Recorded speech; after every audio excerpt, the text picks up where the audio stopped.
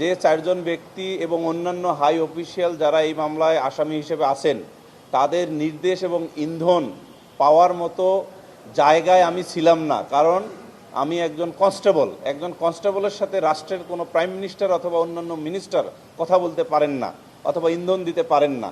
এটা একটা বিষয়। আরেকটি বিষয় হলো চার্জে যেভাবে আসা হয়েছে সেই চার্জের ম্যাটেরিয়ালসগুলো যে আমার কাছে এখন পর্যন্ত মনে হয়েছে যে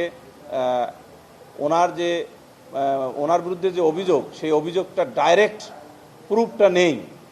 আর আপনি যেটা বলেছেন যে গুলি করার অভিযোগ, এই গুলি করার অভিযোগে আপনারা দেখবেন যে দুটো ভিডিও আছে। একটা ভিডিও হলো গুলি করার ক্ষেত্রে ভিডিও আলাদাভাবে, আরেকটা ভিডিও হলো যে ভিকটিম যখন হাত প্রসারিত করে তার সংশ্লিষ্ট জায়গায় ছিল ওই পার্টটি।